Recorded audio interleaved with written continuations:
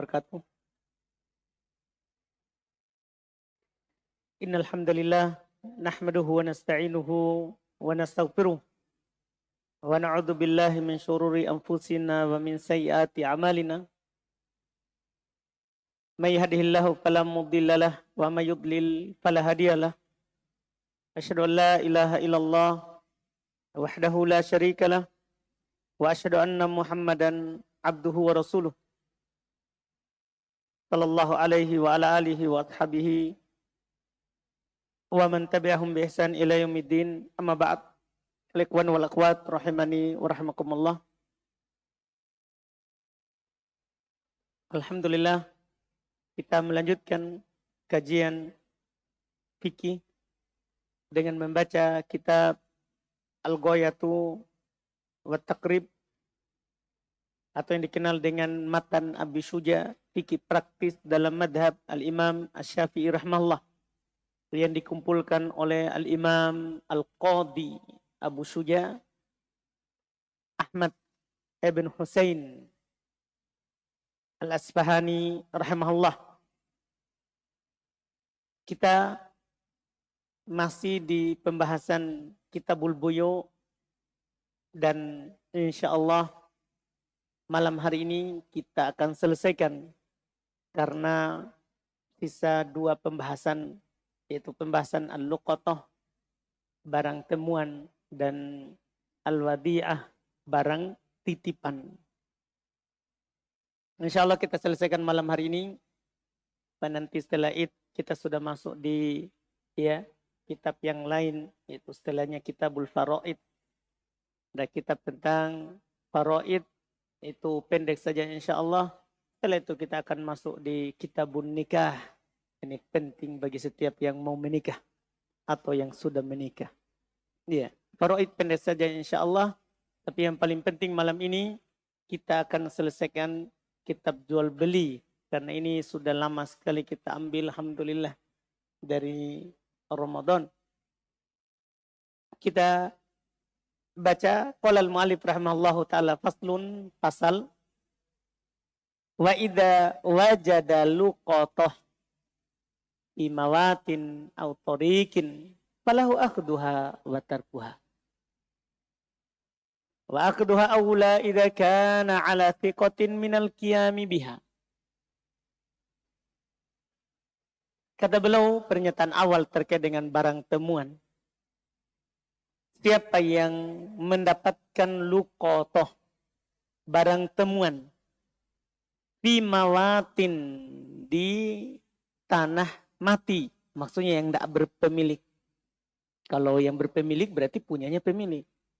Ya, ini dia dapati di tanah mati. Autorikin, atau dia dapatkan di jalan.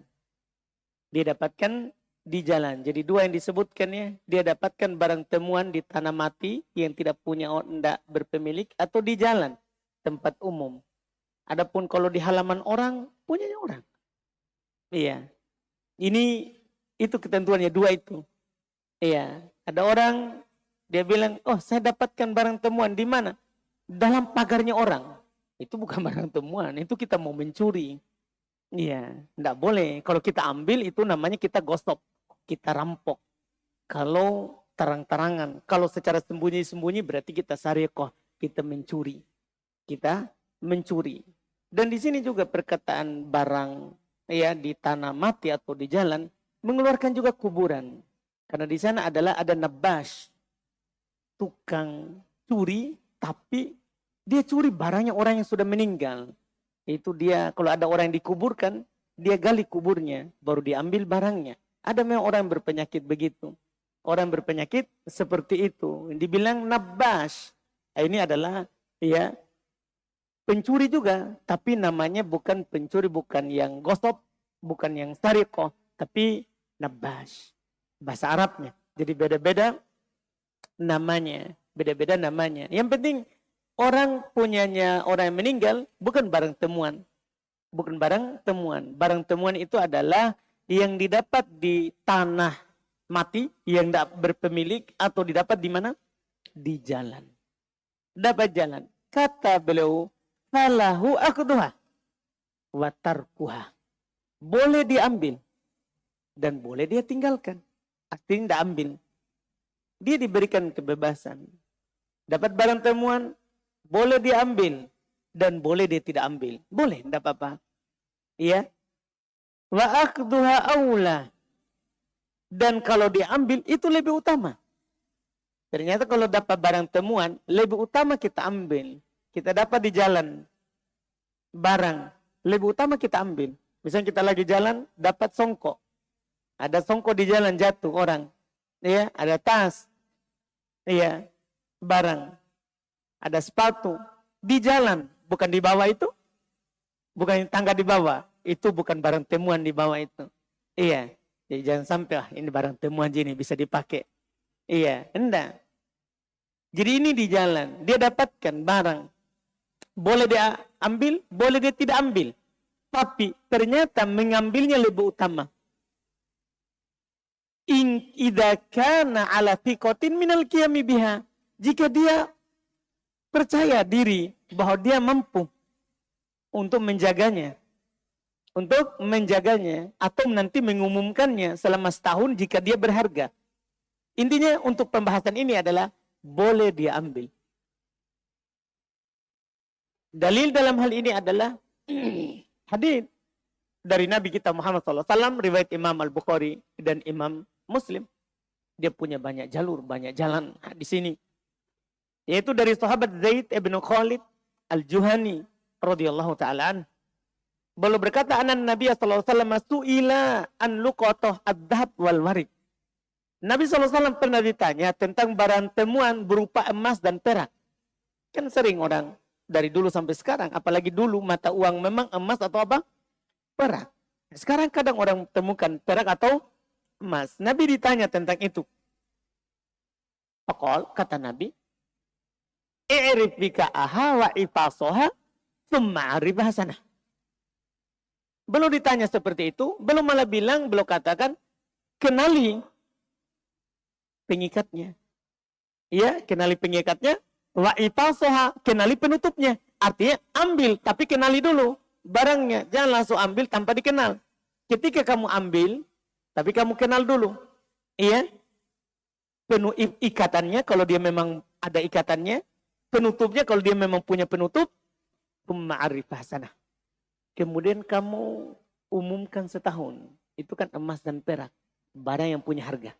Ini nanti dari sini kita berangkat di pembahasan sebentar. Iya, emas dan perak kamu umumkan setahun. Fa'ilam ta'rif. Jika tidak ada, kamu tidak umumkan. Kamu tidak umumkan atau tidak ada yang datang mengambil. Fastanfiqha.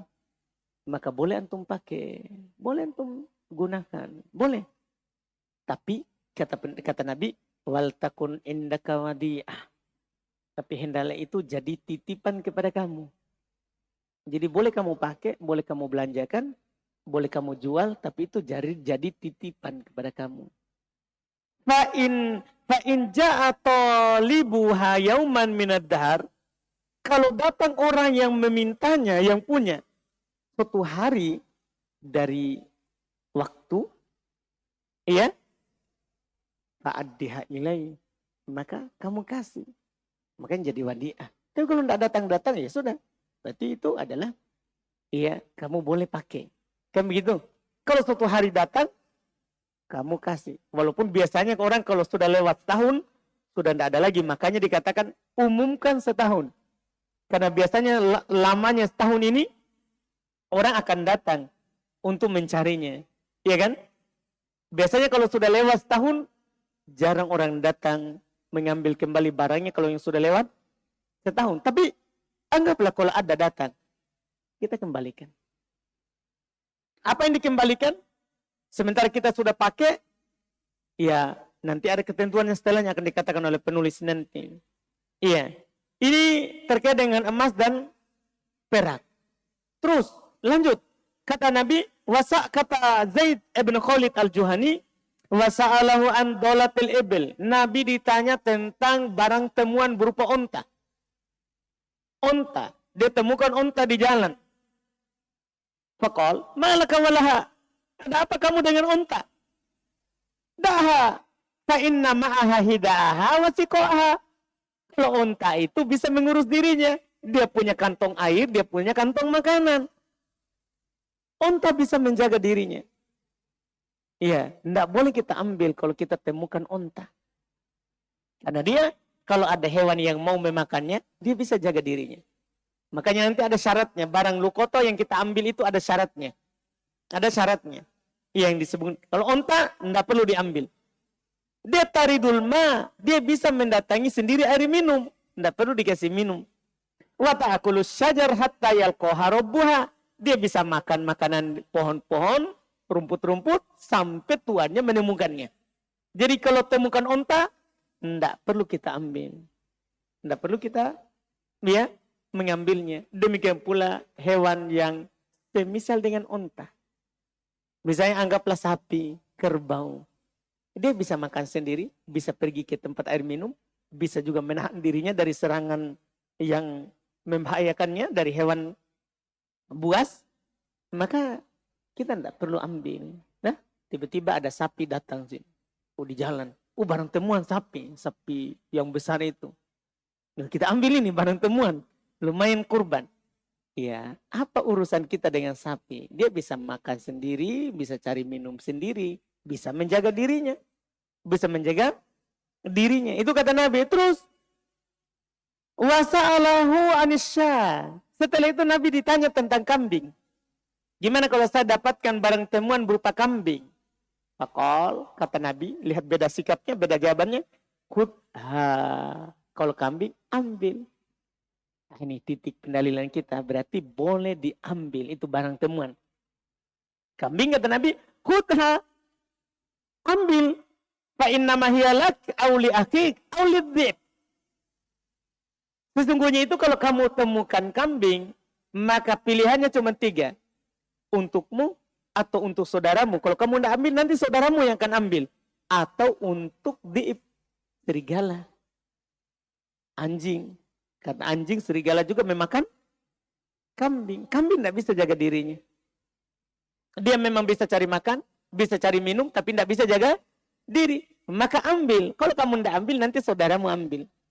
Maka saudaramu ambil. Ini kata Nabi sallallahu alaihi wasallam yang menunjukkan bahwa lukotoh itu boleh kita ambil.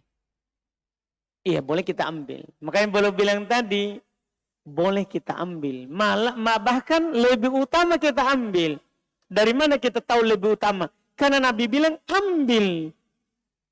Kalau kamu tidak ambil, itu akan diambil oleh saudaramu.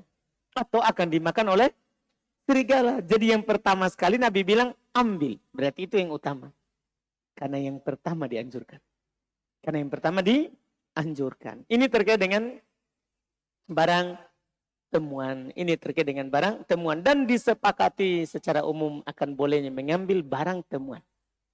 Disepakati. Barang temuan apapun itu. Kalau tadi emas dan perak. Demikian pula para ulama rahimahumullah ta'ala mengiaskan semua umlah. Semua mata uang. Semua mata uang. Kalau kita menemukan uang di jalan, kita ambil. Kalau kita tidak ambil, teman kita yang akan ambil. Hah? Iya.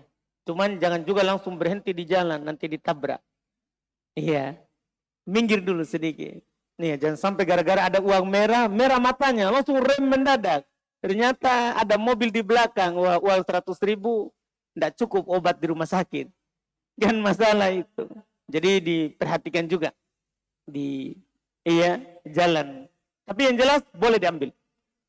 Boleh diambil. Kemudian kata beliau wa idza aqadaha alaihi ay ya'rifa sittata asya. Tapi kalau diambil maka harus dia mengetahui 6 perkara. Sebelum kita lanjut 6 perkara ini kalau berharga. Kalau barang temuan itu adalah barang yang berharga. Orang biasanya akan cari kembali kalau hilang. Harus dia mengenal ini 6 perkara. Kalau diambil. Tapi ingat saya bilang kalau berharga. Adapun kalau tidak berharga. Tidak berharga. Orang biasanya kalau hilang yang seperti itu. Dia tidak akan cari kembali. Tidak perlu dia kenal. Boleh dia langsung belanjakan. Boleh dia langsung pakai. kita temukan misalnya uang 1.000 di depan. Ya, bukan di tangga ya. Tangga kalau santri, jangan 1.000, 2.000, 1.000 saja berharga. Kalau santri, iya beda santri. Santri biar 100 rupiah berharga. Iya. Tapi kita di luar, bukan di dalam sini. Iya, di luar. Uang 2.000 biasanya orang kalau jatuh dari kantongnya, lagi naik motor, orang tidak kembali lagi mencari 2.000. Paham kan? Boleh kita langsung pakai. Tidak perlu kita kenal. Tadi warnanya apa? Tidak perlu. Boleh kita langsung pakai. Bahkan tidak perlu diumumkan. Kalau yang tidak berharga, tidak perlu diumumkan. Tidak perlu diumumkan. Boleh kita langsung pakai. Dipahami ya? Cara mengetahui berharga atau tidaknya, kembali ke urupnya masyarakat. Biasanya orang akan cari nggak kalau itu hilang. Itu ketentuannya. Kembali ke kebiasaan masyarakat atau kebiasaan orang di tempat itu. Makanya kalau misalnya di tempat kita ini biasanya orang akan cari setengah mati itu kalau 2.000. Dia akan bongkar semua kasur dan tasnya. Gara-gara 2.000 maka harus diumumkan itu 2.000. Kalau berharga, jadi kembali ke tempat. Kembali ke orang setempat. Ini berharga atau tidaknya. Nah sekarang, kalau dia berharga, ini sekarang. Maka harus dia kalau mengambilnya mengetahui dulu 6 perkara. Wi'aha, bejananya, tempatnya. Kalau dia temukan dalam keadaan punya wadah. Punya tempat. Harus dia kenal tempatnya. Misalnya dia temukan uang dengan dompetnya. Harus dia kenal itu dompetnya. Dikenali dompetnya. Untuk apa ini? Supaya nanti kalau ada yang mengaku, jangan langsung dia tunjukkan. Oh ini punya tanda. Simpan dulu ditanya. Warna apa dompet tak? Jangan sampai datang orang hanya mengaku. Sebenarnya bukan punyanya. Tapi dia lihat di Facebook ada pengumuman. Langsung dia datang. Ternyata pemungut juga. Kan begitu. Jadi jangan dikasih lihat. Kenali dulu wadahnya. Kalau ember tempatnya, kalau dompet, dompetnya, tasnya. Harus dikenali warna apa. Dan nanti datang sekali lagi, jangan langsung dikasih lihat. Simpan dulu satu tempat. Bertemu dulu dengan orangnya. Kenali tempatnya. Yang kedua, wa'ifasaha. Ya.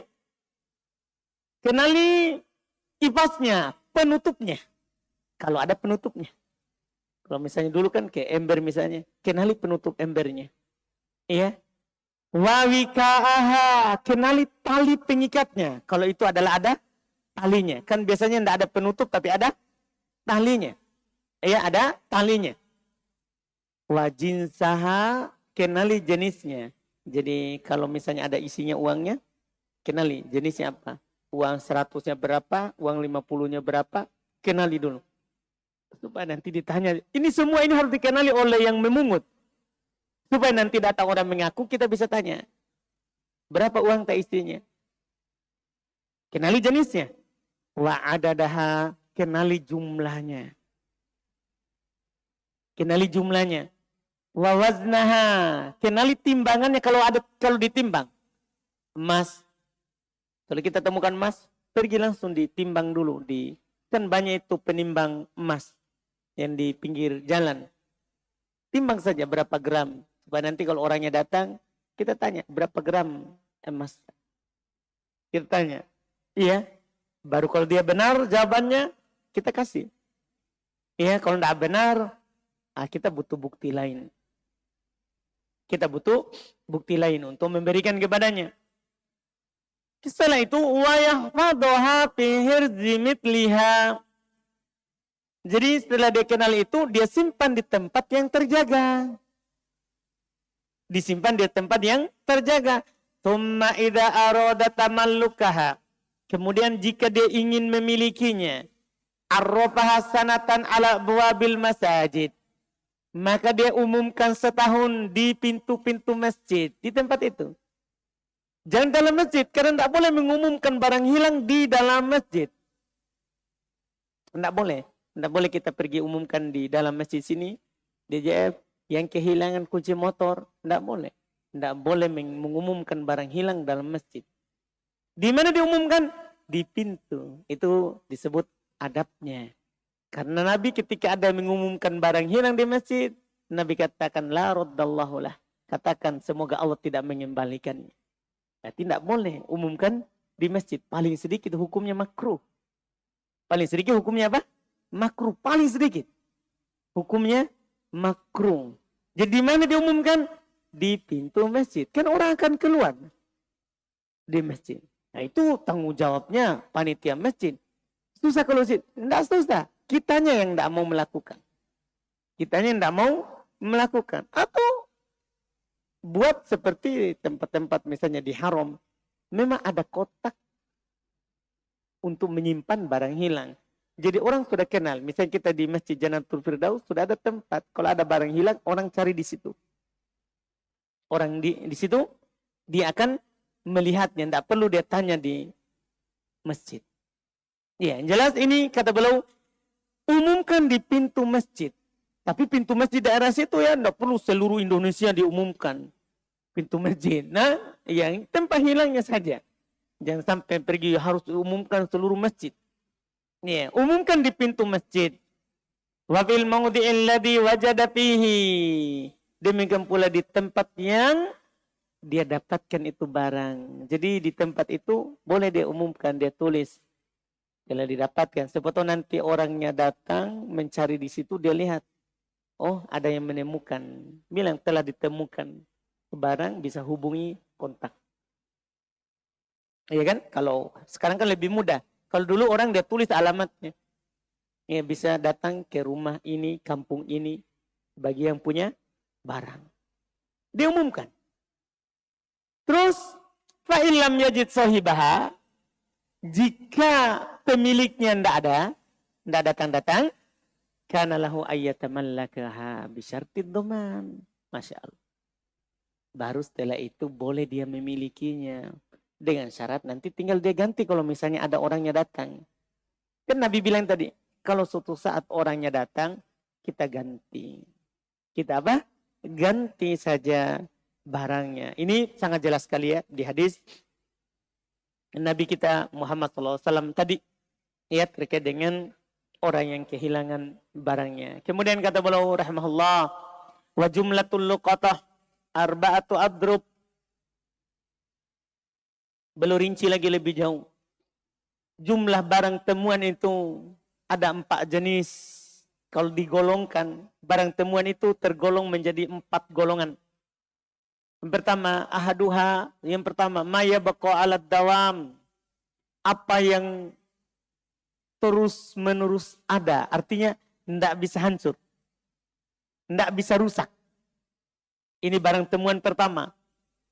Seperti apa itu? Kaddahab wal fiddah. Seperti emas, perak. Tidak bisa rusak, tidak bisa hancur. Wahada hukmuhu. Inilah hukumnya tadi. Diumumkan setahun. Itu tadi hukumnya. Hukumnya itu tadi yang sebelumnya. Diumumkan setahun. Jika datang kasih, jika tidak datang maka boleh dimiliki.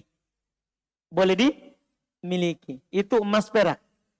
Watan yang kedua, malaya bako. Apa yang tidak bisa tinggal. Ada barang temuan tapi tidak bisa tahan lama. Tidak tahan lama. Seperti apa misalnya kata beliau? Kato'am. Arab. Seperti makanan basah. Atau makanan basah, makanan yang bisa basi. Tahu kan? Kita temukan misalnya di jalan depan kue. Kan makanan apa itu? Basi, bisa basi. Fahuwa mukhayyar baina aklihi wa gurmihi au bai'ihi wa hifdhi thamani. Masya Allah. Maka hukumnya adalah boleh dia memilih antara memakannya. Tinggal nanti kalau datang orang cari kembali. Kita lihat makananku tadi. Yang pura-pura tidak ada mie. Tidak kuliah sudah masuk di perut. Tidak boleh. Iya, jadi boleh dia langsung makan. Tapi dia bayar. Tinggal bayar kan ditahu harganya. Berapa harganya kue sudah aku makan. Iya, atau sudah saya bagi-bagi tadi. Ya kita harus siapa suruh bagi-bagi. Iya. Ganti. Boleh dimakan dan dia ganti. Atau boleh dia jual. Dan dia simpan harganya. Baru nanti kalau datang orangnya. Kasih harganya. Saya sudah jual. Karena kalau saya tidak jual basi. Iya kan? Ini harganya. Ini harganya. Itu kalau datang orangnya. Kalau datang orangnya. Jadi kalau barang basi begini, jangan tunggu setahun. Jangan bilang, saya umumkan dulu setahun. Buahnya barang basi mau diumumkan setahun. Nggak perlu diumumkan setahun. Boleh dimakan langsung, tinggal nanti dibayar. Atau boleh dijual, simpan harganya setahun. Datang orangnya, kasih. Kalau tidak datang, jadi milik kita. Jadi milik kita. Ini kalau barang basi. Yang ketiga, wakalit yang ketiga kata beliau, mala yabqa illa bi ilaj. Apa yang tidak akan tersimpan kecuali dengan ilaj, kecuali dengan penjagaan. Ada yang harus kita lakukan supaya dia terjaga. Seperti apa misalnya? Rutop, seperti rutop. Ini rutop, dia bisa tersimpan lama. Kalau kita jemur misalnya, kita keringkan, maka menjadi kismis. Tahu kan? Kan menjadi apa? Kismis. Kismis itu kan kurma, yang anggur yang sudah dikeringkan. Kurma juga begitu. Kurma juga begitu. Ada kurma, kalau kita punya kurma bisa dijemur, dikeringkan. Itu tetap bisa dimakan. Jadi kalau barangnya seperti ini, butuh diolah baru dia tersimpan, maka beliau berkata, fayaf'alu ma fihi maslahah min bai'ihi wa hifdhi thamanihi wa tajwitihi wa hifdhi. Masya Allah. Kalau barang yang seperti ini, dia bisa terjaga dengan kita jaga, maka boleh dia melakukan apa yang maslahat untuk barang itu. Boleh dia jual, kemudian dia simpan harganya sambil diumumkan setahun. Sambil diumumkan setahun. Tapi sekali lagi ya, saya ingatkan kembali, ini kalau berharga. Kalau kita temukan rutop sebiji, nah, langsung saja. Iya, langsung saja. Ini kalau kita temukan rutop itu 1 dos. 1 dos rutop. Orang kan akan datang kembali mencarinya. Nah ini yang disebutkan. Boleh dia jual. Jaga harganya. Datang orangnya, kasih. Atau boleh dia tajfif. Boleh dikeringkan. Boleh dikeringkan. Kemudian disimpan. Kalau datang orangnya, mana itu? Pernah temukan rutop? Iya, pernah. Mana? Ini sudah kering. Sudah kering. Iya, kasih yang kering. Itu yang harus dilakukan terhadap barang yang bisa tinggal dengan kita olah. Ar-Rabi yang keempat. Ma yahtaju ilan nafaqah. Ini yang paling terakhir. Ada barang temuan, tapi untuk menjaganya kita butuh nafkah, kita butuh biaya. Kita butuh biaya. Seperti apa? Kal hayawan yang kita bicarakan tadi, seperti hewan. Tentunya hewan tadi yang boleh kita pungut, bukan yang bisa menjaga dirinya. Bukan yang bisa menjaga dirinya. Maka beliau ingatkan, kal hayawan seperti hewan. Dan beliau bilang, wahwa turban. Hewan itu ada 2 jenis. Dan ini rincian yang sangat bagus sekali. Hewan itu ada 2 jenis. Hayawanun la yamtani'u binafsihi.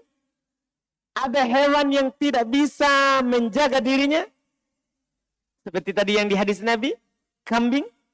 Tidak bisa menjaga dirinya. Bahwa mukhayyar fi.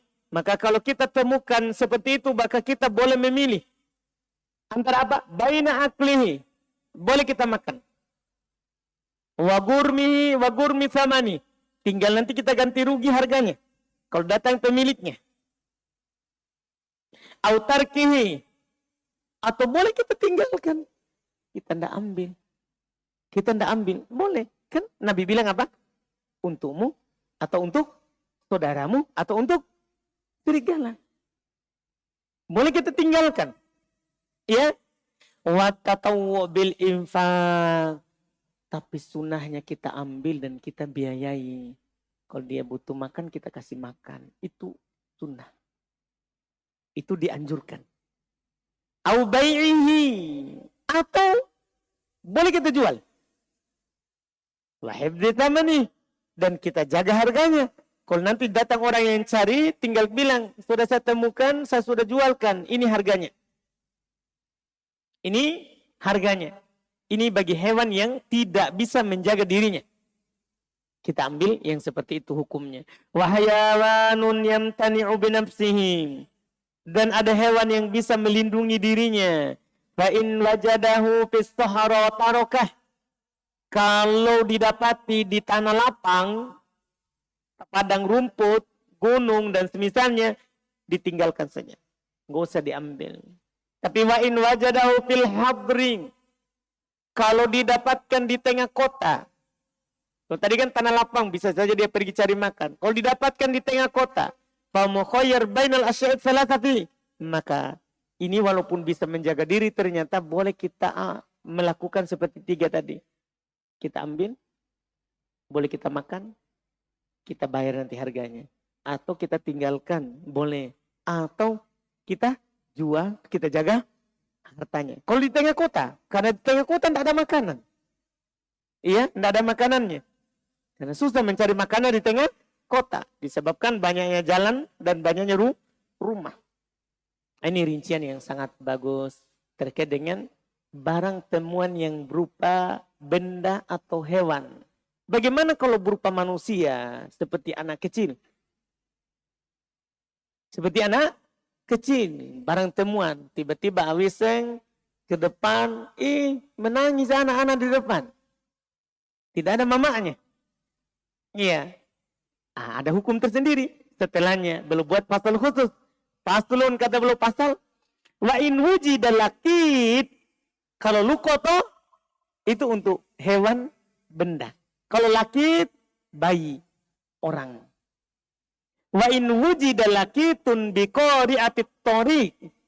Kalau didapati kalau didapati temuan berupa anak bayi di tengah jalan. Lihat tengah jalan. Fa'aqadahu fa'aqduhu wa tarbiyatuhu wa kafalatuhu wajibatun alal kifayah. Masya Allah. Maka kita mengambilnya, kita mendidiknya, kita memeliharanya adalah fardu kifayah. Wajib tapi tidak wajib ain. Fardu kifayah. Jadi awiseng dapat tadi, fardu kifayah diambil itu anak. Dia rawat, dia kasih air susu, butuh air susu, iya kan? Bukan air susunya awiseng, dia beli. Dipaham kan? Ini fardu kifayah. Tahu fardu kifayah kan? Beda kalau tadi sunnah. Dianjurkan untuk kita ambil. Kalau ini fardu kifayah, lebih dari sunnah. Cuman tidak wajib ain. Tidak wajib ain, fardu kifayah. Tahu kan? Kalau sudah satu orang yang mengambilnya, gugur dosa dari yang lain. Tapi kalau semuanya tidak ada yang mengambil, semuanya berdosa. Itu fardu kifayah. Kalau tadi sunnah. Kalau tidak ada yang ambil, tidak ada masalah. Tidak berdosa. Ini manusia. Beda hukumnya. Dia kalau tidak ada yang ambil, semuanya bilang, tidak mau deh, tidak mau ambil. Semuanya berdosa. Tapi kalau sudah diambil oleh seorang, maka gugur dosa dari yang lain. Dipahami kan? Ini kalau berupa orang. Terus, kalau dia sudah ambil, kan ambil fardu kifayah. Boleh nggak dia serahkan ke tempat lain? Nah, iya misalnya awiseng, nggak bisa dia jaga. Dia sudah ambil ini kasihan tapi nangis terus. Iya, gimana ini? Boleh nggak dia kasih orang lain? Nah, misalnya dia kasih siapa? Awiseng. Oh dia kasih Abu Hatim. Iya, Masya Allah. Kenapa aku tunjuk beliau? Dia kasih, iya. Jadi boleh nggak dikasih orang? Beliau isyaratkan. Kata beliau, wala yukur. Nggak boleh dia kasih ke orang. Illa fiyadi amin. Kecuali di tangan yang terpercaya. Jadi boleh dia kasih orang setelah diambil, boleh dia kasih orang. Dia titipkan ke tempat misalnya panti asuhan atau semisalnya. Tapi dia terpercaya. Jangan sampai dikasih ke orang yang tidak terpercaya. Nah ini kan masalah manusia. Bukan hewan. Bukan hewan. Jadi kita kasih boleh. Tapi kita harus lihat juga. Orang ini bertanggung jawab di tentang ini manusia. Ini menunjukkan bahwa berarti pemahaman sebaliknya. Tidak boleh kita kasih ke tangan yang dolim. Jangan sampai kita kasih di orang yang Ya, akhirnya dia potong kakinya, dia kasih kecacat supaya nanti dipakai untuk minta-minta. Ya, dengan dalil bahwa ini anak cacat butuh dibantu. Enggak boleh. Harus kita kasih ke orang yang terpercaya. Ini bagus sekali rinciannya. Kemudian, fa'in wujida ma'ahum mal. Oh, ini Masya Allah ini. Kalau ada hartanya, ternyata Awis yang temukan tadi, dia sama uang 100 juta. Wah ini Masya Allah ini. Iya, jadi dapat anak, dapat juga harta. Dia ada hartanya. Maka anfaqal hakim alaihi minhu. Maka hakim, orang yang bertanggung jawab terhadapnya, atau misalnya di sini dikasih pemerintah, maka pemerintah biayai itu anak dengan uangnya tadi. Jadi tadi Awiseng boleh belanjakan uangnya itu untuk belikan kebutuhannya. Kalau dia punya harta. Kalau tidak, fa'ilam yujad ma'humal. Kalau tidak didapatkan bersama hartanya, fanafaqatuhu min baitil mal. Ini asalnya. Maka nafkahnya asalnya itu dari baitul mal. Dari rumah harta. Bagi negara yang punya rumah harta. Kan ada harta rampasan perang misalnya. Kan sebagiannya masuk ke baitul mal. Ini untuk orang-orang tadi itu. Tapi kalau tidak ada, maka wajib untuk pemerintah kasih. Kalau tidak ada juga, maka wajib kaum muslimin semuanya membantunya. Ini ya ketentuannya. Ini adalah ketentuannya. Kemudian yang terakhir, pasal yang paling terakhir. Alhamdulillah kita baca. Wal wadi'atu, ini mudah. Karena terkait dengan tadi titipan. Kan tadi ini bagus sekali sambungannya. Tadi kan boleh dititipkan. Setelahnya langsung belum sebutkan pasal terkait dengan barang titipan secara umum. Kata lo pasal wal wadi'atu amanatun. Barang titipan itu harus diperhatikan. Dia adalah amanah. Dia adalah amanah. Kalau dia amanah, maka harus ditunaikan amanah itu. Yustahabbu qabuluha. Masya Allah. Kalau ada orang yang ingin menitipkan sesuatu kepada kita, dianjurkan untuk kita terima. Itu. Kalau ada orang bilang, boleh saya titip ini? Sangat dianjurkan kita terima. Sunnah kita ambil titipan. Nah misalnya ada teman kita mau masuk WC. Nah, dia tidak bisa bawa masuk WC sesuatu yang dia miliki. Terus dia titipkan kita di luar. Itu sunnah kita terima. Sunnah kita terima. Masuk dalam hadis kata para ulama, wallahu fi aunil abdi, makanal abdu fi auni akhi. Allah selalu menolong hambanya selama hamba itu menolong saudaranya. Karena kan saudaranya menitipkan, akhirnya dia terima titipan itu. Berarti dia bantu saudaranya. Dan Allah akan membantunya selama dia membantu saudaranya. Dan masuk dalam firman Allah subhanahu wa ta'ala, wa ta'awanu alal birri wa taqwa. Saling membantu, tolong menolonglah di atas kebaikan dan ketakwaan. Ini dianjurkan. Ini dianjurkan. Boleh. Tapi belum bilang liman qoma bil amanati fiha. Bagi yang mau bertanggung jawab terhadap amanah itu. Masalahnya kalau kita tidak bertanggung jawab itu masalah lagi. Kita akan menjadi orang munafik. Iya kan? Kata Nabi ayatul munafik salas. Tanda orang munafik itu 3. Idza haddatsa kadzab, kalau dia bercerita dia berdusta, wa idza wa'ada akhlafa, kalau dia berjanji dia selisihi, terakhir wa idza tumina khona, kalau diberikan amanah dia berkhianat. Jadi sunnah diterima tapi oleh orang yang amanat. Adapun orang yang tidak amanat jangan diterima kalau kita tidak yakin diri kita akan menjalankan amanah itu. Masalahnya kalau kita khianati kita munafik amalan namanya, bukan munafik etikodi, bukan munafik keyakinan, munafik amalannya. Jadi sunnah diterima bagi orang yang mampu menjalankan amanah itu. Wala tudman illa bitta'addi.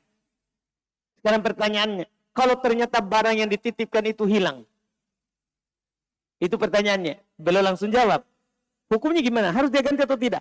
Tidak perlu dia ganti kecuali dia melampaui batas. Dia melampaui batas. Dia dititipkan amanah. Sengaja dia gunakan. Sengaja dia manfaatkan. Sengaja dia pakai. Dan dia tidak jaga. Hilang. Dia ganti. Tapi kalau dia sudah jaga. Ternyata juga hilang. Tidak ada doman. Tidak boleh Si pemberi titipan dia bilang, mana barangku? Kontrol hilang dicuri, kontrol terbakar. Tidak disengaja, tidak ada kelompokan batas. Tidak boleh kita bilang, harus kamu ganti. Tidak boleh. Ketentuannya, la tudman illa bit ta'addi. Tidak ada doman, tidak ada ganti rugi. Kecuali kalau dia melampaui batas. Tidak boleh ganti rugi kecuali dia melampaui batas. Kemudian beliau berkata, wa qaulul muda'i maqbulun fi raddiha 'alal mudi' wa 'alaihi ayyahfadhaha fi hirzin mithlaha. Ucapannya yang dititipkan itu diterima ketika dia bilang sudah dia kembalikan kepada yang menitipkan. Jadi tadi kan misalnya ada si fulan titipkan sesuatu kepada si fulan. Ini yang tempat titipan dia bilang, saya sudah kembalikan. Itu ucapan dia diterima. Ucapannya diterima kalau dia sudah kembalikan. Tapi bagaimana kalau si yang titipkan mengingkari? Kalau dia mengingkari hal tersebut, enggak, belum kamu kembalikan. Maka di sini alaihi bayyinah, harus ada bukti. Wa 'alal munkir al-yamin. Bagi yang mengingkari harus dia bersumpah, itu aturannya. Dia bersumpah. Karena keadaan sumpah itu sangat besar di masa lalu. Karena sumpah itu adalah bukan melihat sumpahnya, tapi melihat yang dia pakai bersumpah Allah. Syekhul Islam bin Taimiyah, Syekh Muhammad bin Abdul Wahab memasukkan dalam kitab Tauhid bahwa siapa yang bersumpah atas nama Allah, kita harus terima walaupun dia bohong. Bukan karena orangnya, tapi ta'ziman lillah. Itu bagian dari tauhid. Kita membesarkan yang dia pakai sumpah. Iya kan? Kita membesarkan yang dia pakai sumpah. Makanya kalau dia memang mengingkari, dia bersumpah. Dan bagi yang mengatakan sudah kembalikan, tinggal tetapkan buktinya. Ini buktinya saya sudah kembalikan. Makanya kalau ada yang seperti itu dicatat. Dicatat. Supaya ini untuk menjaga ini. Terus, walaihi ayyahfadhaha fi hirzi mitliha. Ini untuk poin terakhir. Beliau bilang dia harus menyimpannya di tempat yang terjaga. Jadi kalau ada barang titipan, tidak boleh dia simpan sembarang. Dia harus simpan memang di tempat yang aman, memang terpercaya. Biasanya di situ adalah akan terjaga. Ya. Terus wa idza tuliba biha, kalau dia diminta untuk kembalikan, wa aqarrat ma'al qudra 'alaiha domina. Kalau dia diminta untuk kembalikan, terus dia sengaja undur, diakhirkan. Nah, padahal dia mampu untuk kembalikan, maka harus dia doman, dia ganti rugi. Ini ketetapannya. Orang sudah minta barang titipannya, tapi sengaja dia undur, sampai hilang barangnya, sampai berkurang barangnya. Oh, itu harus dia doman. Karena di sini namanya sudah ta'addi. Berarti dia sudah melampaui batas. Selesai. Alhamdulillah pembahasan terkait dengan kitab jual beli untuk kita selesaikan di malam hari ini. Alhamdulillah, ya. Setelahnya kita masuk lagi di kitab yang lain terkait dengan kitab faraid, terkait dengan warisan, ya, terkait dengan warisan. Kita lihat di pelajaran yang akan datang insyaallah. Ya, alhamdulillah karena jual beli telah selesai, masya Allah, ya. Berarti kita sudah selesaikan, sudah lebih dari setengah kitab. Sisa sepertiga terakhir insya Allah kita membaca hadis kitab ini insya Allah. Kita cukupkan dulu, kita adzan, baru kita lihat kalau ada pertanyaan.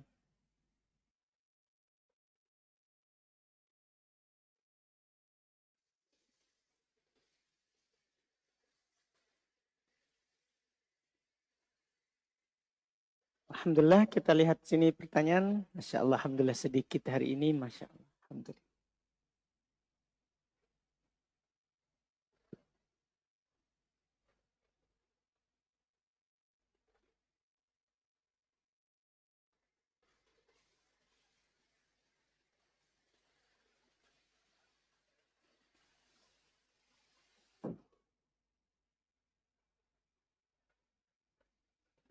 Di sini ada pertanyaan. Benarkah perbedaan dalam menentukan id itu semuanya benar? Sehingga kita bebas memilih? Maksudnya gimana itu? Kalau penentuannya sama-sama dengan melihat bulan, misalnya ada satu negara, dia menentukan bahwa sudah masuk dia Syawal sehingga Idul Fitri, sudah masuk dia Dzulhijjah sehingga Idul Adha tanggal sekian, hari sekian, dengan melihat bulan. Kemudian negara lain tidak melihat karena mendung. Karena mendung. Ya. Maka kita katakan benar. Itu sudah terjadi dari zaman masa sahabat. Sudah terjadi di zaman sahabat. Kalau penentuannya dengan sama-sama melihat. Sudah terjadi. Di masa sahabat. Ya. Di Syam, Muawiyah. Sudah berpuasa dan sudah berid setelahnya.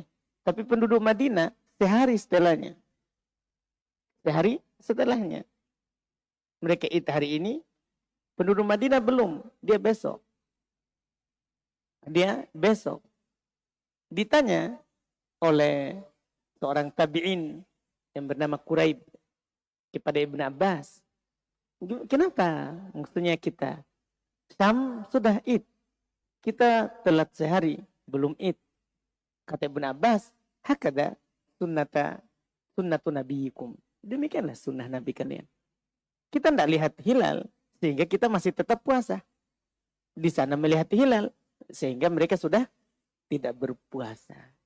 Memang Nabi SAW katakan. Sumu liru'yatihi. Wa aftiru liru'yatihi. Fa'in gummi alaikum. Fa'akmilul iddata salatin. Berpuasalah karena melihatnya. Dan berbukalah karena melihatnya. Jika misalnya ditutup atas kalian. Mendung. Maka sempurnakan bilangan bulan itu 30. Karena kata Nabi SAW, asyahru hakada, wahakada, wahakada. Bulan itu segini, segini, dan segini. Maksudnya 29. Karena yang ketiga belum tekuk satu jarinya. Bulan itu segitu. Tapi kalau tertutup, berarti 30. Memang bulan itu 29. Tapi kalau tidak kita lihat, maka genapkan berapa? 30. Jadi kalau yang dimaksudkan perbedaannya karena sama-sama melihat bulan, tapi negeri itu tidak melihat bulan, negeri lain melihat, benar. Kita pilih di negeri itu karena melihat, kita pilih di negeri itu lagi karena tidak melihat. Itu benar. Benar pernyataan kita boleh memilih. Adapun kita memilihnya bukan karena sama-sama melihat. Tapi satunya melihat bulan, satunya pakai hisab. Maka itu tidak boleh dipilih yang pakai hisab. Syekh bin Baz. Ya, ketika menjelaskan bahwa untuk berpuasa kita melihat bulan. Sebagaimana untuk sholat kita melihat matahari. Tidak pakai perhitungan. Dua itu. Jalurnya dua saja. Pertama lihat bulan. Kalau lihat maka jadi. Kalau tidak lihat sempurnakan. Dua itu saja caranya. Kita lihat. Kalau kita tidak lihat. Mendung sempurnakan. Selain dua cara ini. Tidak syar'i. Apalagi dengan hisab. Syekh bin Baz beliau tegaskan bahwa. Hisab. Itu yang menghitung manusia. Bisa salah. Bisa benar. Kita tidak bilang selalu salah. Tapi bisa salah, bisa benar. Karena yang menghitung siapa? Manusia. Makanya Allah katakan, Nabi katakan, Allah katakan dalam Al-Quran, "Faman syahida minkumus syahra falyasum." Siapa melihat bulan, berpuasa. Melihat bulan, berpuasa. Demikian pula tadi hadis Nabi. Berpuasa karena melihat bulan. Jadi bukan menghitung bulan, tapi melihat. Melihat bulan. Kenapa? Jadi tidak diserahkan ke kita. Kita tugasnya adalah melihat. Kalau tertutup, sempurnakan 30. Sempurnakan 30. Kalau hitungan, itu manusia yang gunakan. Kata Syekh bin Baz, bisa salah, bisa benar. Kita tidak boleh bangun di ibadah di sesuatu yang bisa salah, bisa benar. Tidak boleh, ini ibadah kepada Allah. Tidak bisa kita bangun di atas sesuatu yang bisa salah, bisa benar. Jadi perhatikan seperti itu ya. Jadi perbedaan tidak bisa kita bilang mutlak ikutin. Tidak. Antum bandingkan apa? Bandingkan apa? Antara lihat dengan lihat atau antara lihat dengan hisab? Kalau antara lihat dengan hisab, tidak boleh memang kita pilih hisab. Kita harus pilih apa? Melihat. Karena hisab itu bukan thariqah syariah. Bukan cara yang syar'i dalam menentukan puasa dan yang lainnya. Jadi ini pertanyaan bisa bercabang. Apa maksudnya kita bebas memilihnya di mana? Kalau yang pertama, bebas memilih karena sama-sama melihat, tapi ada negara tidak lihat, ada negara lihat. Betul. Kita bisa memilih. Kita bisa memilih. Tapi kalau perbandingan yang kedua, tidak bisa memilih. Kita hanya memilih satu. Itu harus diperhatikan. Wallahu a'lam.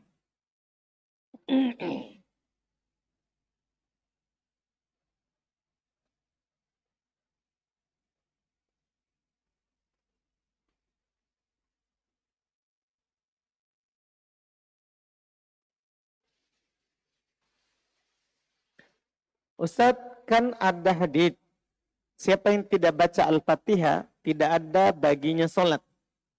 Bagaimana dengan orang yang dapat ruku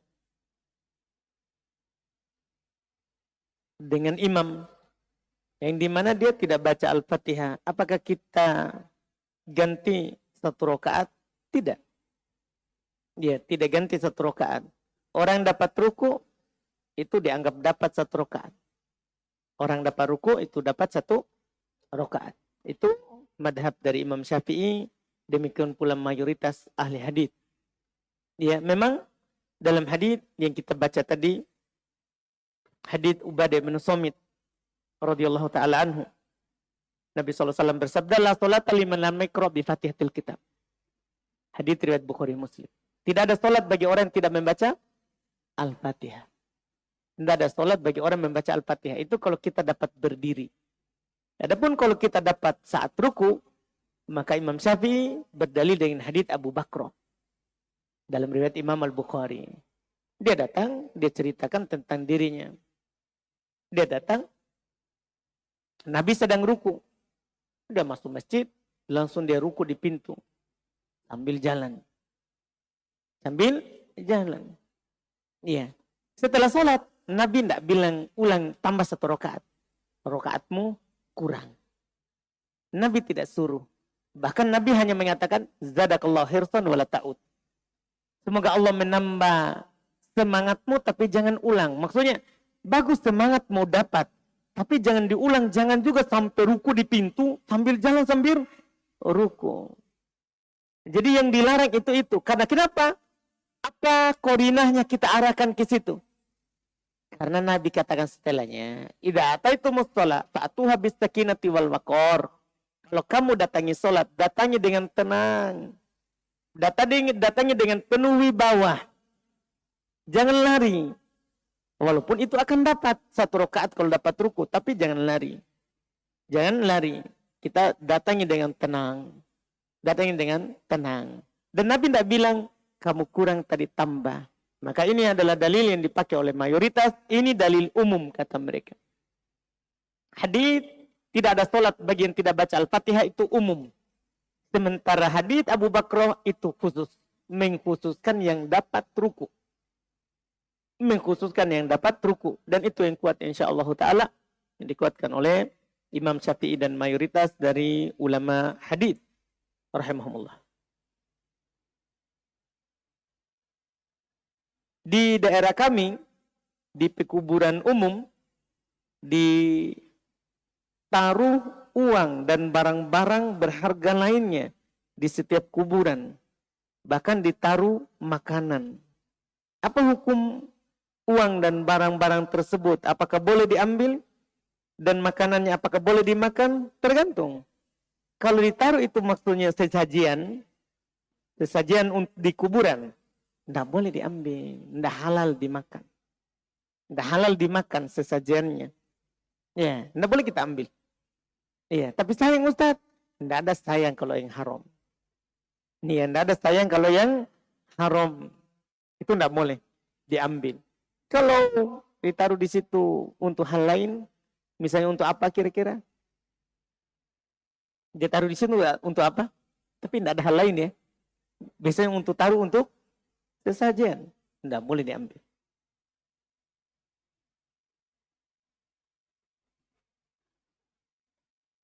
Izin bertanya Ustadz, anak kami sangat sering mendapat uang di jalan. Bolehkah kami ajarkan untuk menyedekahkan uang tersebut di masjid? Boleh. Kan boleh kita ambil, boleh kita sedekahkan. Tapi kalau nanti orangnya datang minta, kita ganti. Itu saja. Kita kasih tahu, saya sudah kasih di masjid. Dia bilang, enggak mau, saya mau ambil uangnya. Kasih. Pahala untuk sedekah tadi punya kita yang dapat. Kita yang dapat.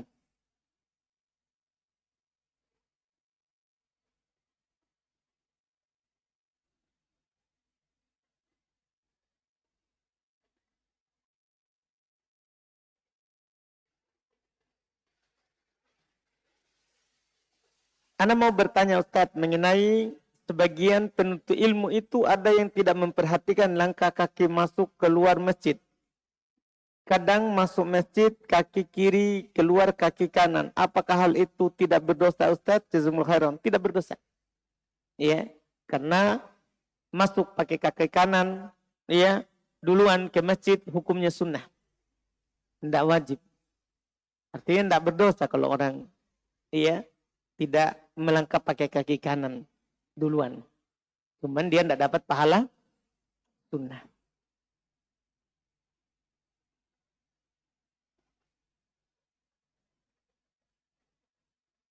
Kadang ada penuntut ilmu memakai baju kaos atau kemeja pendek saat hendak sholat.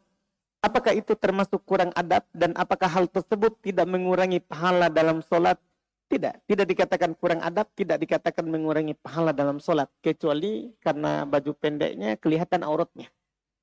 Karena kita ya di pembahasan sholat, cuma dikatakan dalam hadits Imam Al-Bukhari dan Imam Muslim, la yusalli ahadukum wa laisa ala atiki syai. Jangan salah seorang dari kalian sholat dan tidak ada sesuatu di atas pundaknya. Iya. Jadi akhirnya maksudnya apa? Boleh dia hanya bersarung, kemudian dia berrida. Dia tidak pakai baju.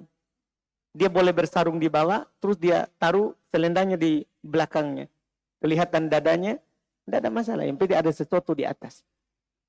Yang penting jangan kelihatan aurat di bawah. Aurat laki-laki dalam sholat kan mulai dari pusar sampai ke lutut. Kalau dengan pakai baju kaos, kita suruh pakai celana, baju kaos, sementara ruku, sujud, duduk antara dua sujud, kelihatan celengannya. Bisa dikasih masuk uang. Ini batal sholatnya. Batal sholatnya. Ya kan begitu pembahasannya. Jadi kalau kita akan menampakkan aurat, tidak boleh. Tapi kalau kita tidak menampakkan aurat, pakai sarung, pakai selendang, walaupun saat ruku, saat sujud, kelihatan kita, tidak batal sholat. Nabi SAW kalau sujud, kelihatan putih ketiaknya. Kenapa bisa? Karena sering Nabi pakai rida. Rida itu yang dipakai dari belakang. Tapi ini laki-laki. Untuk laki-laki, jangan sampai perempuan sebentar pulang pakai begitu. Ini laki-laki. Kalau perempuan, semuanya aurat. Dia hanya boleh kelihatan wajah, telapak tangan. Demikian pula Syekhul Islam Ibnu Taimiyah rahimahullah ta'ala mengatakan, kalau kelihatan telapak kaki, tidak masalah.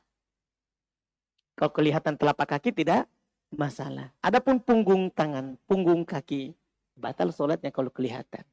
Kalau kelihatan. Itu beda antara laki-laki dan perempuan.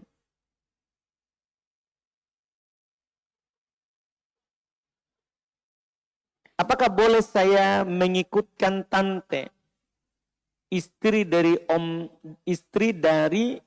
suami saya?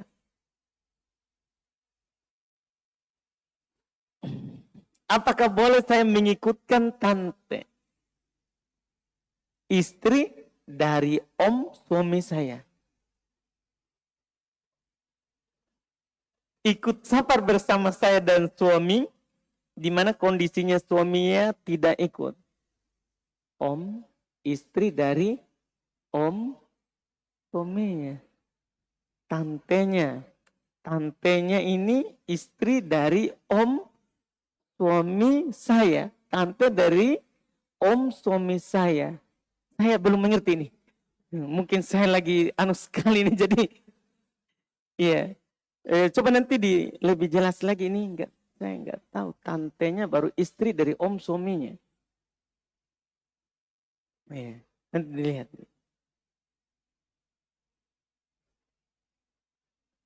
Apa hukumnya? Bila tidak sengaja bersentuhan dengan laki-laki yang bukan mahram. Misal ingin membayar si penjual, tapi kita lupa memakai kaos tangan. Lalu tidak sengaja bersentuhan tangan. Apakah saya berdosa dan apakah suami saya kelak dipertanggungjawabkan? Apakah suami saya kelak dipertanggungjawabkan? Masih suaminya lagi. Baik, baik, baik. Jadi maksudnya pertama, penanya kan bilang kalau tidak pakai kaos tangan atau pakai kaos tangan. Tidak ada bedanya. Menyentuh yang bukan mahram mau pakai kaos tangan sama dengan hukumnya pakai kaos tangan.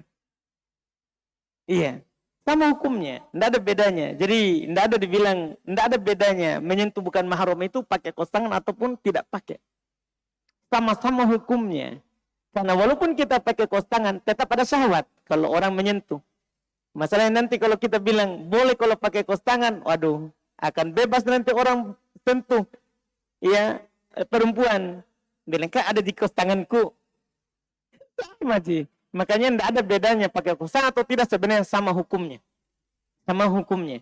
Cuman si penanya bilang tidak sengaja. Kalau tidak sengaja tidak dosa. Tidak ada dosa kalau yang tidak disengaja.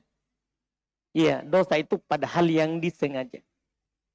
Dosa itu pada hal yang disengaja. Dan suaminya tidak bertanggung jawab atas hal tersebut. Kecuali dia menasihatkan.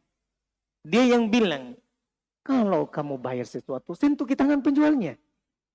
Oh, dia berdosa. Tapi kalau suaminya sudah nasihati, jaga diri tak, jangan bermudahan, dia sudah nasihati. Kemudian istrinya bermudahan, maka dosanya tidak ditanggung oleh suami. Dosanya tidak ditanggung oleh suami.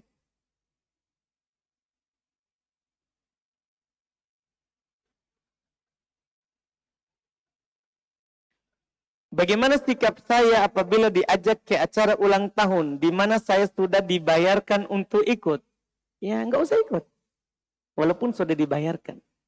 Nggak usah ikut walaupun sudah dibayarkan. Kita bilang saja, saya tidak merayakan ulang tahun.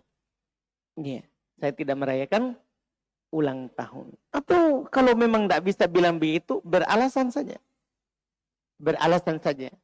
Iya, kalau kita punya suami, ada kesibukanku dengan suamiku. Demikian pula kalau kita seorang laki-laki, bilang, ada acara keluargaku. Gampang sekali itu. Iya. Kalau tidak bisa ngomong langsung. Kan kadang sebagian orang tidak bisa kita ngomong dengan terus terang. Menyebabkan nanti dia sakit hati. Nanti dia susah menerima apa yang kita nasihatkan berikutnya gara-gara itu. Maka kita boleh beralasan. Boleh beralasan.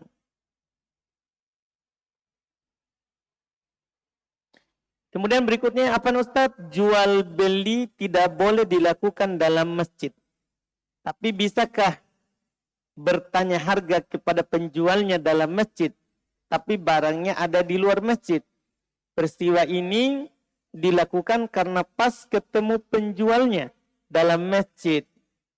Transaksi pun di luar, untuk transaksi pun di luar masjid. Enggak. Kalau kita memang mau tanya barang, kita keluar saja kalau memang kita mau tanya barang untuk hati-hatinya. Ya, untuk hati-hatinya. Apalagi nanti akan bersambung dengan transaksi. Akan bersambung dengan transaksi. Majelis akad dianggap satu kalau bersambung. Walaupun kita dari dalam keluar. Majelis akad itu dianggap bersambung. Dianggap dianggap dalam majelis. Dianggap dalam majelis.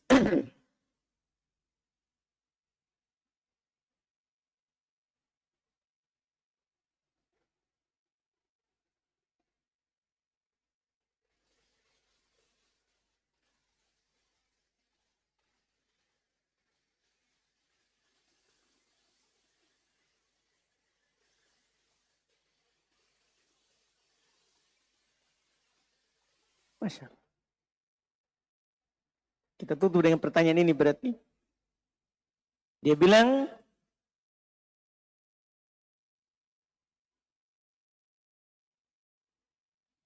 Ustadz,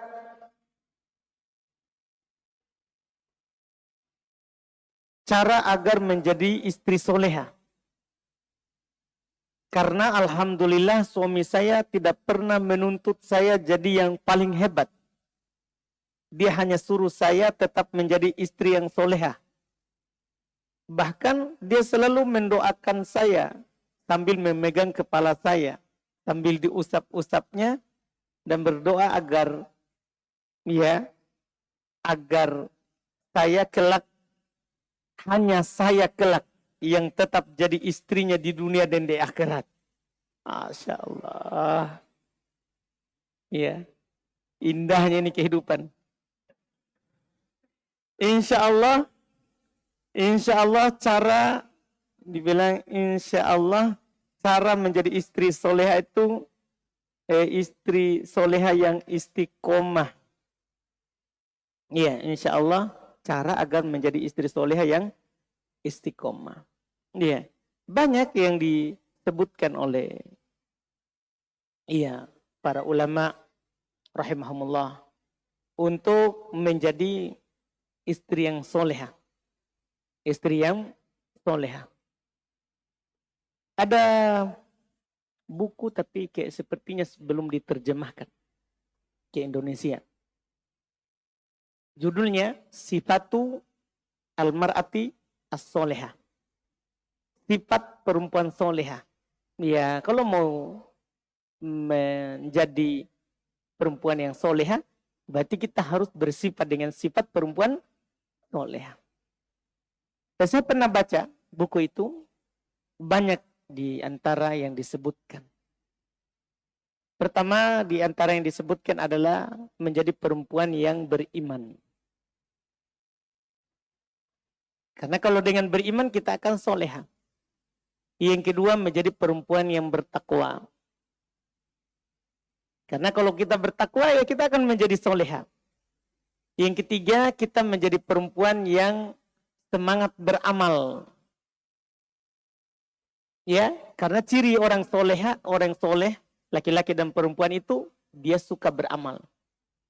Yang ketiga suka berilmu, suka belajar.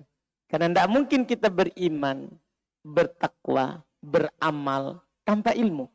Karena ini muncul keimanan kalau kita punya ilmu. Muncul ketakwaan kalau kita punya ilmu tentang perintah dan larangan.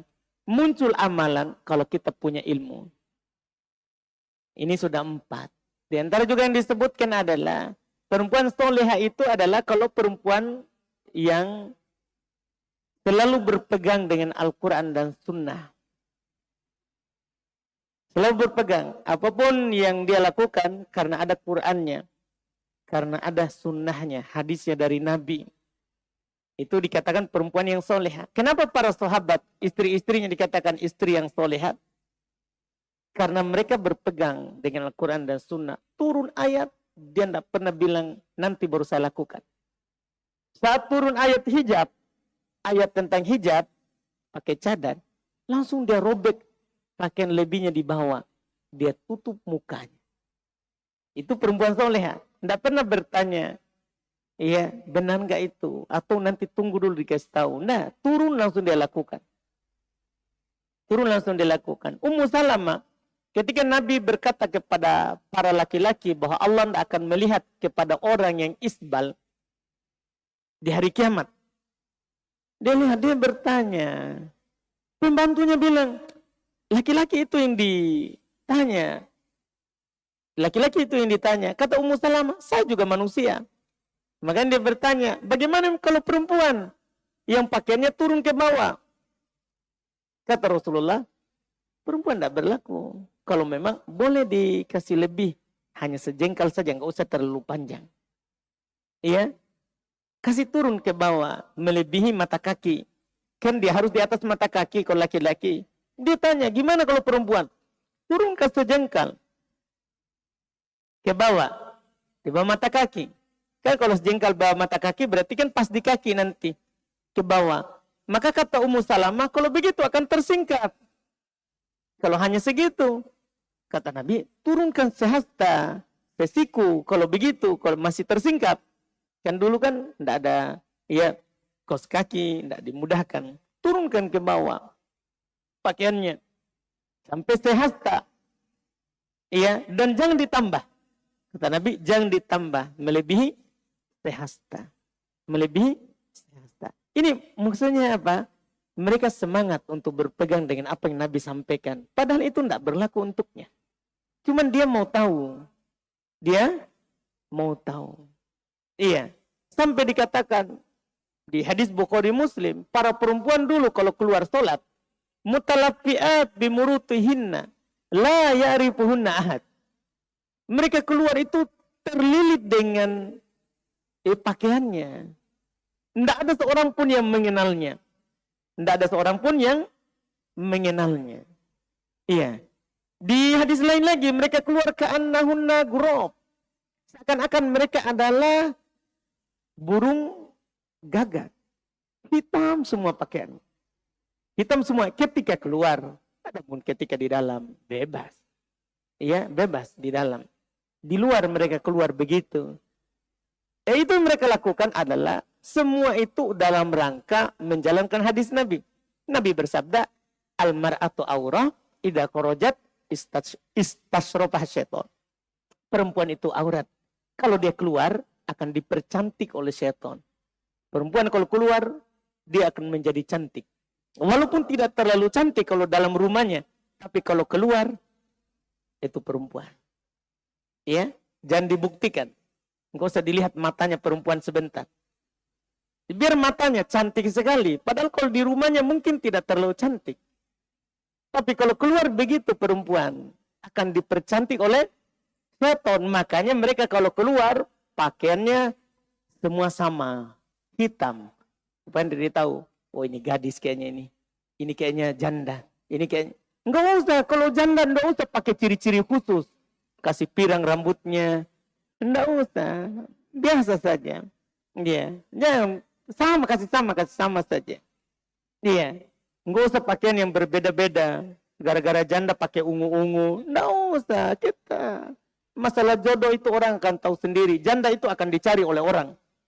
Iya. Akan dicari. Enggak usah kita menampakkan diri kita. Iya. Jadi ini maksudnya apa? Kenapa itu tadi dilakukan oleh para perempuan? Mengamalkan sunnah. Itu ciri perempuan soleha. Mereka orang yang semangat mengamalkan Quran dan sunnah. Dan banyak lagi yang disebutkan di buku itu. Banyak sekali ciri perempuan soleha. Ya, untuk menjadi perempuan soleha ya kita harus bersifat dengan sifat perempuan soleha. Bagus buku itu dibaca. Buku tadi itu yang saya maksud karangannya Ummu Abdillah. Anaknya Syekh Mukbil rahimahullah. Anaknya Syekh Mukbil. Itu yang tersebar kedua. Setelah yang ada terjemahannya kan yang bukunya yang pertama. Nasihati Linnisa. Ada bukunya yang pertama. Nasihati Linnisa itu ada terjemahannya. Ada terjemahannya. Buku kedua itu yang baru keluar. Sepertinya belum ada terjemahan. Wallahu alam. Kita cukupkan alhamdulillah Masya Allah. Dengan pertanyaan terakhir tadi. Mudah-mudahan apa yang kita ambil di malam hari ini ada manfaatnya. Kita cukupkan. Subhanakallahumma wa bihamdik. Asyhadu an la ilaha illa anta astaghfiruka wa atubu ilaik. Assalamualaikum warahmatullahi wabarakatuh.